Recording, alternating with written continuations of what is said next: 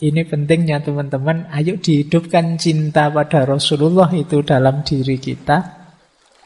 Berarti di batin kita, di kolbu kita ada Rasulullah. Nah, kalau sudah ada makhluk yang paling dicintai Allah itu dalam batin kita, ya insya Allah. Mengaji hening bersama Dr. Fahrudin Faiz. Mari kita simak. Assalamualaikum warahmatullahi wabarakatuh. Bismillahirrahmanirrahim. Alhamdulillah, mari kita maknai hujan ini sebagai rahmat. Jangan dimaknai hujan sebagai penghalang. Jadi hujan itu fakta. Kita membacanya sebagai rahmat atau sebagai penghalang, itu pikiran kita. Kalau bahasa filsafatnya itulah makna. Maka mari kita maknai hidup kita. Apa saja fakta yang terjadi yang kita temui secara positif. Biar kita bahagia.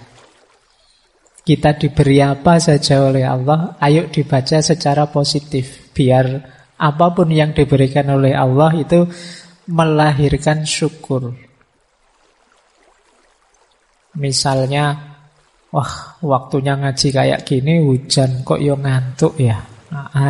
Tidak apa-apa, fakta ngantuk itu bacalah sebagai rahmatnya Allah. Alhamdulillah aku masih dikaruniai ngantuk. Bayangkan kalau makhluk Allah yang namanya ngantuk itu tidak ada. Begitu kalian ingin tidur langsung tiba-tiba pules, itu kan lebih merepotkan lagi.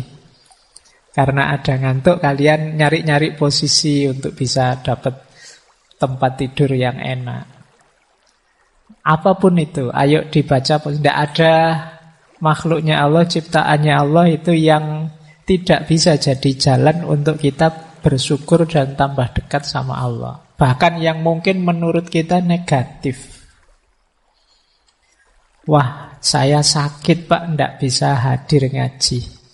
Sakit itu bisa kalian baca sebagai musibah, meskipun bisa juga kalian membacanya, Alhamdulillah saya sakit Pak, dosane berkurang.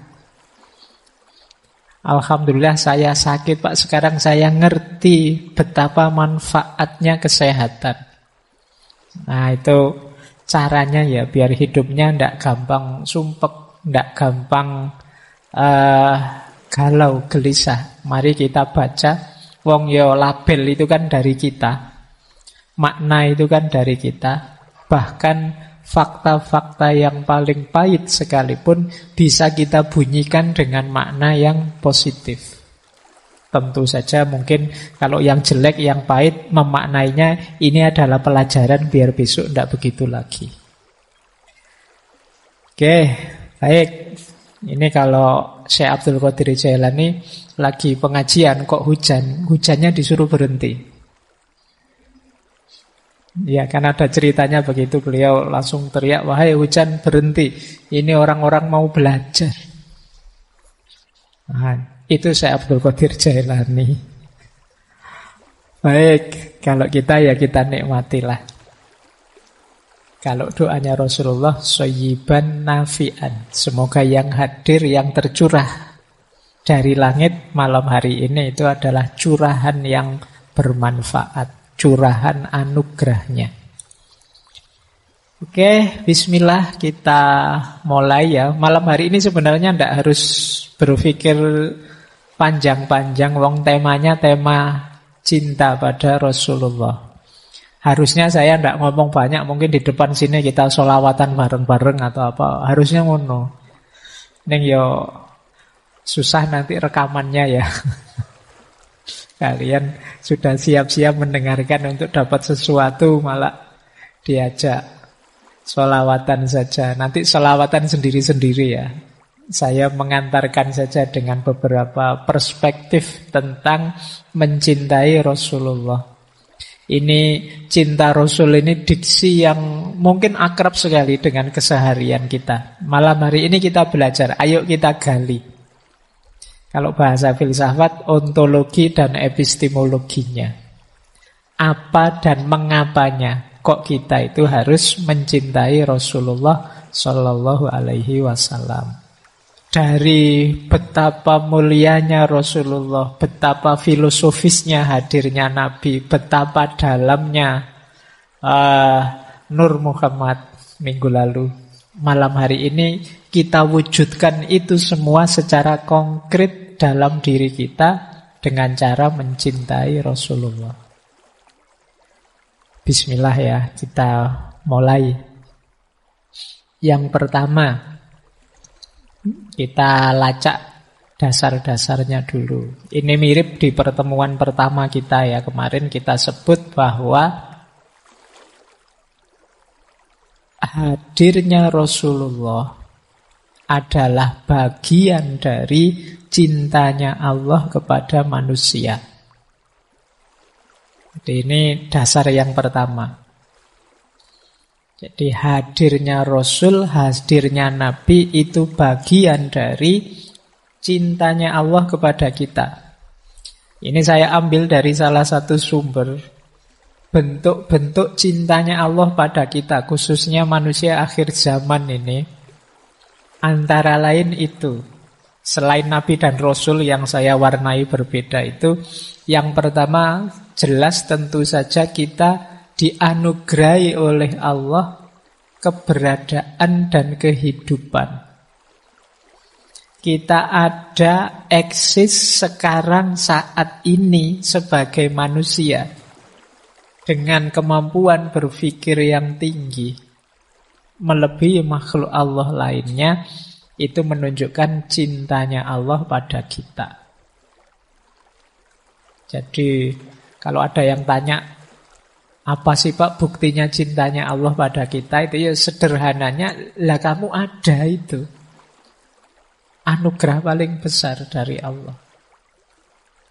Itu pun ada yang kedua. Apa? Kita tidak sekedar dibuat ada, tapi diistimewakan oleh Allah. Kalau bahasanya Al-Quran, walaqad karramna bani Adama. Kita ini kan anak cucunya Nabi Adam yang dimuliakan oleh Allah. Allah sendiri yang bilang, sungguh telah kami muliakan Bani Adam. Banyak fasilitas-fasilitas kemuliaan yang diberikan oleh Allah pada kita. Kita itu makhluk yang diberi kebebasan untuk milih. Kita itu makhluk yang diberi segala macam potensi dalam diri kita. Kita itu makhluk yang mikrokosmos. Unsur-unsur semesta ada dalam diri kita. Kita juga makhluk yang punya dimensi ilahiyah. Nah, ini istimewa kita. Tidak ada makhluk seistimewa manusia. Makanya iblis iri sama kita. Nah, ini yang kedua. Yang ketiga, tidak hanya itu. Allah itu menyediakan segala macam fasilitas untuk kita bisa hidup di muka bumi ini. Dan segalanya pas, sesuai, cocok, sebelum kita sendiri yang rusak. Suhu udara, iklim, tekanan udara, jaraknya matahari dari bumi, dan lain sebagainya itu pas. Kok kita dulu diturunkan di planet Pluto yang paling kecil, mungkin kita sudah tawuran desekan karena planetnya kecil. Atau di planet yang paling dekat dengan matahari, mungkin kita sudah gosong semua. Pas kita itu ada di bumi, planet yang indah, hijau, untuk kita hidupi. Oh, itu tidak mungkin kebetulan. Kemudian itu pun Allah ingin kita itu bahagia, lurus jalannya dan kembali lagi pada Allah sesuai yang diinginkannya. Maka Allah menurunkan kitab suci. Padahal kita sudah diberi akal, tapi betapa sayangnya Allah pada kita, diturunkanlah kitab suci. Itu pun Allah masih, jangan-jangan nanti kitab suci tidak dibaca, tidak dipedomani. Kayak mahasiswa itu loh, sudah ditulis referensinya ini, masih tidak dibaca. Kadang-kadang dosennya memfotokopikan ini ya, tolong difotokopi dibagikan. Itu pun tidak dibaca. Nah, mungkin Allah ngerti, wah menungso tidak jauh-jauh dari mahasiswa ini mesti. Sudah ada Al-Quran, sudah ada kitab suci, yo membacanya males, apalagi memedominya. Sudahlah, langsung dikasih penuntun. Namanya Nabi atau Rasul. Oh, ini betapa sayangnya Allah sama kita. Nah, ada lagi beberapa yang lain. Ini kalau dijelaskan satu-satu panjang. Ada juga rezeki, itu pasti ya. Kemudian luasnya ampunan.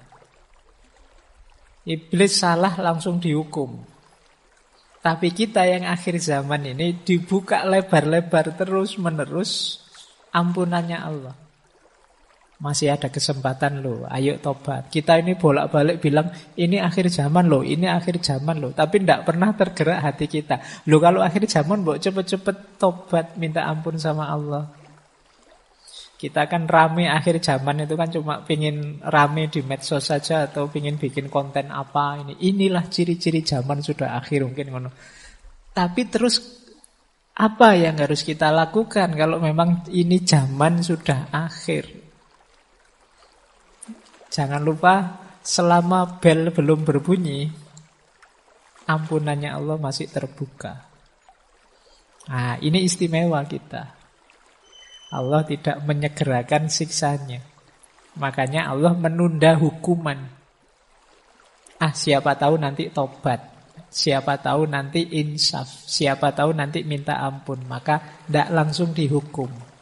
Beberapa umat terdahulu ada yang oleh Allah langsung diingatkan dengan cara dihukum. Tapi di kita tidak. Kita diistimewakan hari ini antara lain dengan Allah menunda hukuman. Kemudian melipat gandakan pahala. Oh ini Allah kan ya sangat sayang dengan kita. Maka kadang amal kecil saja pahalanya bisa luar biasa. Jadi ini untuk menarik kita agar suka dengan jalan kebenaran, jalan kebaikan. Maka oleh Allah dipromosikan kebenaran dan kebaikan itu dengan pahala yang berlipat ganda. Padahal itu sebenarnya yang butuh itu kita. Untuk melatih jiwa berbagi dengan sesama, Allah menjanjikan barang siapa bersedekah membantu saudaranya, pahalanya 700 kali lipat misalnya. Loh, ini kan untuk menarik kita ke sana. Sebenarnya hidup dengan kesadaran berbagi itu kebutuhan kita. Bayangkan kalau manusia itu egois, tidak ada yang mau saling membantu. Tidak ada yang mau meringankan tangannya, saling menolong sesamanya. Hidup ini akan berat sekali. Tidak hanya yang kaya pada yang miskin. Kalau orang miskin juga tidak mau bantu yang kaya, tidak ada yang mau disuruh kerja, motong rumput, tidak ada yang mau disuruh jadi juru masak, tidak ada. Ya pontang-panting juga yang kaya. Kesadaran saling berbagi, saling membantu, saling menolong, itu kan kebutuhan kemanusiaan. Allah tahu kita sangat memerlukan itu, maka kita diberi tawaran, kita dipromosikan, yuk melakukan itu. Ada berlipat-lipat pahala untuk itu. Itu sebenarnya untuk kita tertarik ke sana. Itu kayak kalian punya adik atau punya anak kecil yang disuruh belajar, terus kalau kamu rajin belajar nanti ranking 1 tak beliin HP baru misalnya. Nah, itu kan tertarik kan adikmu untuk belajar serius biar dapat HP baru, padahal targetmu kan tidak ke situ. Tidak apa-apalah kamu mikir HP baru, yang penting kamu belajar beneran dan nanti pinter. Tidak apa-apalah kamu mikir pahala yang berlipat-lipat. Insya Allah nanti dikasih kok memang sama Allah. Tapi yang lebih penting lagi, jiwamu terbentuk jadi orang baik. Itu bukti sayangnya Allah. Kemudian mengabulkan permohonan. Jadi Allah sendiri yang bilang, mintalah, aku kabulkan. Saya tidak tahu teman-teman di sini masih aktif berdoa atau tidak. Atau doanya formalitas. Sudah terlanjur apal ya, doa itu wajar sejak dulu ya itu saja. Padahal kamu juga tidak tahu maksudnya apa. Apalannya ya kui. Mintalah, Allah akan memberi. Nah, ya dengan syarat dan ketentuan tertentu ya. Syarat dan ketentuan berlaku. Karena mungkin nanti teman-teman bisa kembali ke sesi dulu kita pernah membahas tentang filosofi doa. Kemudian ya kita diberi ujian, kita diberi peringatan. Jadi Allah itu sering menegur kita. Kita saja yang tidak sadar. Peringatan dan teguran Allah itu bentuknya tidak selalu sakit ataupun tidak selalu hal-hal yang kita tidak suka. Kadang-kadang sesuatu yang enak, sesuatu yang nyaman. Itu juga sebenarnya ujian untuk kita. Jadi mari kita sadari betapa cintanya Allah pada kita, antara lain dengan menurunkan Rasul. Jadi ini frame pertama ya, kita pahami hadirnya Rasulullah yang harus kita cintai itu sebagai bagian dari cintanya Allah pada manusia. Lanjut. Nah, kalau cintanya manusia pada Rasulullah itu hakikatnya juga bagian dari cintanya manusia pada Allah. Kadang ada orang tanya, Pak, saya itu cintanya Allah sajalah, tidak pakai yang lain. Lah Rasulullah tidak, wong ya Allah saja, tidak begitu cara berpikirnya. Jadi cinta kita pada Rasulullah itu bagian dari cinta kita kepada Allah. Jadi lingkaran besarnya adalah cinta pada Allah. Yang bagian dari kecintaan kita pada Allah itu cinta kita pada Rasulullah. Nah itu kategori-kategori cinta. Kalau teman-teman membaca kitab-kitabnya Imam Ghazali, ada istilah mahabbatullah, ada istilah mahabbatu ma yuhibbuhullah, ada istilah mahabbah fillah, dan ada istilah mahabbah lillah. Nah ini mari kita pelajari pelan-pelan biar tidak keliru. Yang pertama mahabbatullah. Mahabbatullah itu ya cinta kita pada Allah. Ini pernah kita pelajari 1 bulan, mungkin bulan Februari kemarin itu, yang cinta pada Allah. Konsep-konsepnya Syekh Abdul Qadir Jailani, Ibnu Athaillah Sakandari dan lain-lain. Itu mahabbatullah. Di antara cinta kita kepada Allah juga adalah mahabbatu ma yuhibbuhullah. Cinta pada yang dicintai oleh Allah. Pak, saya cinta Allah saja, tidak cinta yang lain-lain. Harusnya tidak begitu. Saya cinta Allah dan semua yang dicintai oleh Allah, saya juga cinta. Termasuk Rasulullah. Maka saya cinta kebaikan, saya cinta kebenaran, saya cinta kemanusiaan dan lain sebagainya. Karena hal-hal itu dicintai Allah.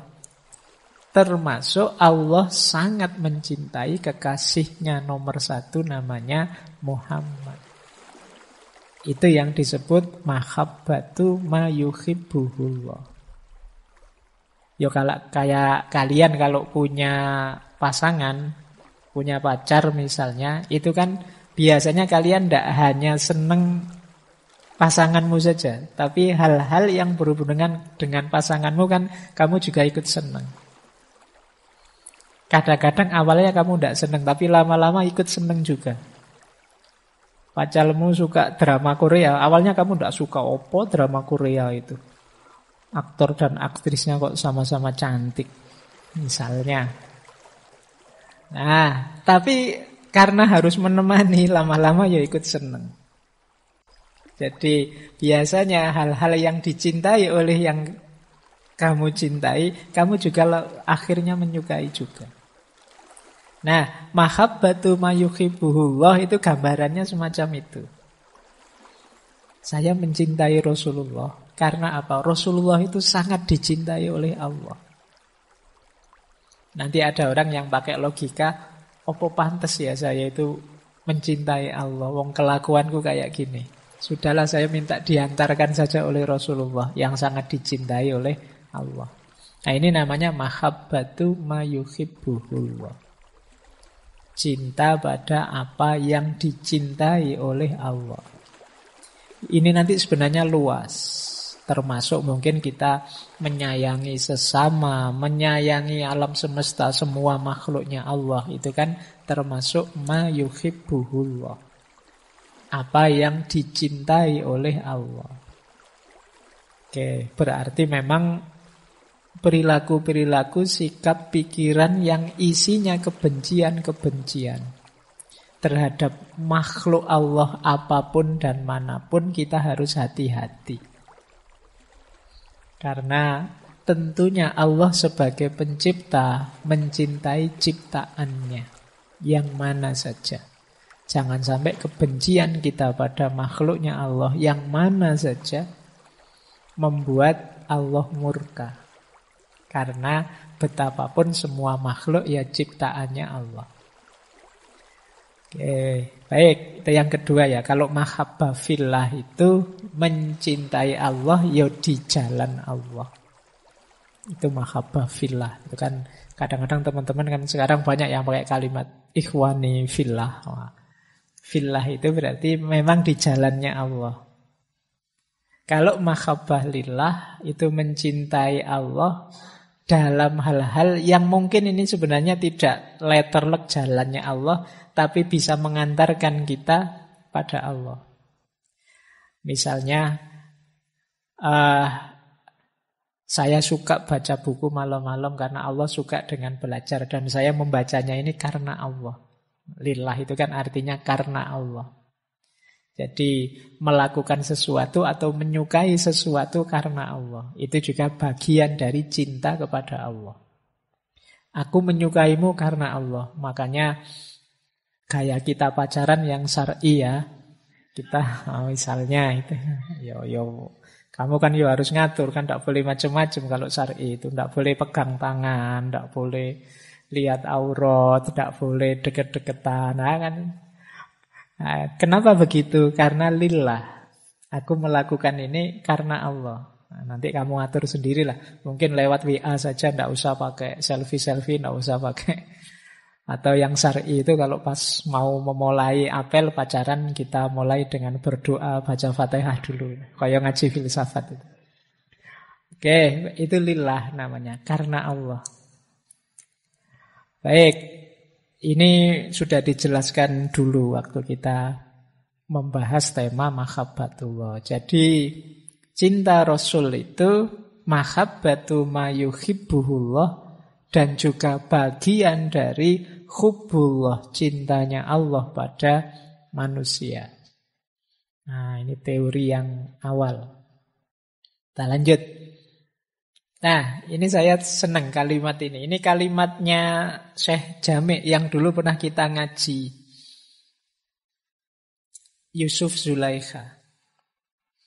Ini kalimat menarik. Jadi, waktu Nabi Yusuf sudah sukses, itu beliau bertemu lagi dengan Zulaikha yang sudah tidak lagi jadi putri, sudah jadi orang biasa yang mengenaskan nasibnya, sudah tidak secantik dulu lagi, bahkan sudah tua.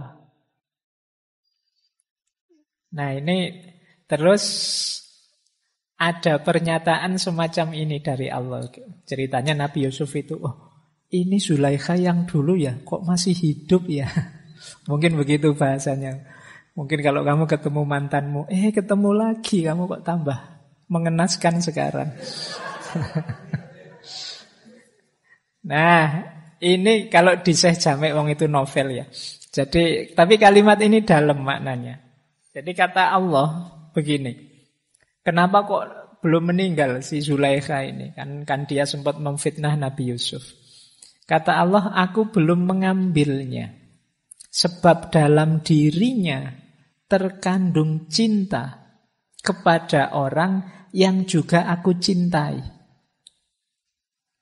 Karena ia sangat sayang padamu, bagaimana engkau mengira bahwa aku akan mengambil hidupnya? Matanya yang menangis memberikan kesaksian akan cintanya. Meski sepanjang hidupnya kubuat dia putus asa. Nah, kini aku akan membuatnya kembali muda. Ia telah memberikan kepadamu jiwanya yang sangat berharga. Jika aku sekarang memberkainya, jadikan ia sebagai bagian jiwamu. Nah, kalau di novelnya Jami' kan kemudian menikah Yusuf Zulaikha ini. Jadi kenapa sih kok Allah tidak mengambil tindakan pada Zulaikha ini? Karena Allah sayang, cinta sama Nabi Yusuf, sementara dalam hatinya Zulaikha ada Nabi Yusuf. Tidak mungkin aku menghancurkan dia. Karena dalam hatinya ada dirimu, sementara aku sangat mencintainya. Ini pentingnya teman-teman. Ayo dihidupkan cinta pada Rasulullah itu dalam diri kita. Berarti di batin kita, di kolbu kita ada Rasulullah. Nah, kalau sudah ada makhluk yang paling dicintai Allah itu dalam batin kita, ya insya Allah seperti firman-Nya Allah pada Nabi Yusuf ini. Apa ya tego aku melakukan yang menyakitkan pada dirinya, wong dalam hatinya ada dirimu yang aku cintai. Nah, ini silahkan teman-teman pakai logika ini kalau ada yang tanya, kenapa sih kita harus mencintai Rasulullah, kenapa kita memperbanyak sholawat dan lain sebagainya. Dalam rangka apa? Menghidupkan Rasulullah dalam diri kita. Menghidupkan kemuhammadan kalau pakai diksi minggu lalu. Berarti apa? Ada yang paling disayangi Allah dalam diri kita. Kalau yang paling disayangi Allah dalam diri kita hadir, tentu saja Allah akan sayang pada kita. Nah, meskipun mungkin yang datang ke kamarmu itu tidak suka sama kamu, tapi kan akhirnya datang sama kamu juga. Nah, itu cara berpikirnya begitu. Nah, ini saya ambil dari kisahnya Yusuf dan Zulaikha dari Syekh Abdurrahman Jami'. Tapi memang ada juga kisah nyata. Kalau tadi kan karangannya Syekh Jami'. Kisah nyata tentang Rasulullah. Ini saya baru saja dapat tadi sore. Jadi ada seorang ulama bernama Syekh Isa Bayanuni. Beliau ini dari desa Bayanun di kota Aleppo, Suriah. Syekh Isa ini sangat mencintai Rasulullah. Sampai satu ketika beliau bermimpi bertemu Rasulullah. Rasulullah terus bilang padanya, wahai Bayanuni, kami sudah menyiapkan tempat untukmu di dekat kami. Nah, setelah itu Syekh Isa ini berangkat haji ke Mekah. Ziarah di makamnya Rasulullah. 3 hari setelah ziarah beliau sakit terus wafat. Dimakamkan di pemakaman Baqi' Madinah tahun 43. Tidak lama, beberapa tahun setelah wafat, makam beliau dibongkar. Karena biasa kalau di sana kan makam itu ditumpuk-tumpuk. Dan ternyata jasad beliau masih utuh. Meskipun sudah beberapa tahun. Orang-orang takjub. Tapi terus orang-orang paham. Kenapa kok bisa begitu? Dari syair beliau sendiri.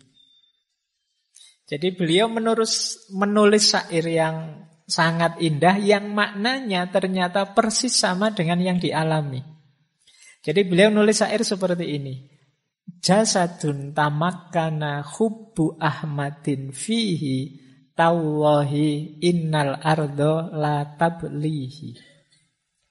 Jasad yang menyimpan cinta pada Ahmad atau Nabi Muhammad, demi Allah tak akan pernah dimakan bumi. Au kaifa yablihi turab wa hubbuhu fi qalbihi wa madkhuhu fi fihi. Bagaimana tanah akan menghancurkannya sedangkan cinta pada Nabi ada di hatinya. Dan pujian pada Nabi ada pada lisannya. Akfir alaihi minas sholah. Perbanyaklah sholawat pada Nabi. Fa innaha nurun likobrika indama ta'wihi. Karena itu akan jadi cahaya di kuburmu saat engkau memasukinya. Nah, ternyata beliau sendiri yang nulis syair seperti ini dalam rangka cintanya pada Rasulullah. Dan oleh Allah bunyi syair ini dibuat persis sama dengan kondisi beliau sendiri. Kalau ini kisah nyata. Nah, baik. Ini logikanya sama. Jadi kalau dalam diri kita ada cinta pada Rasulullah, kalau Rasulullah hidup di hati kita, bahkan tanah pun tidak akan berani menghancurkan kita. Kalau mulut kita terbiasa memuji kekasihnya Allah, ya tanah juga tidak akan berani menghancurkan jasad mulut kita. Nah, ini cara berpikirnya saat itu. Baik. Ini ya, jadi ini dasar-dasarnya, logik-logiknya. Kalau teman-teman bertanya, kenapa sih hubungan dengan Rasulullah itu harus ke tataran cinta? Terima kasih sudah menyimak. Semoga channel Mengaji Hening bersama Dr. Fahrudin Faiz selalu bisa memberikan ilmu, motivasi, dan kebermanfaatan. Salam sehat dan bahagia.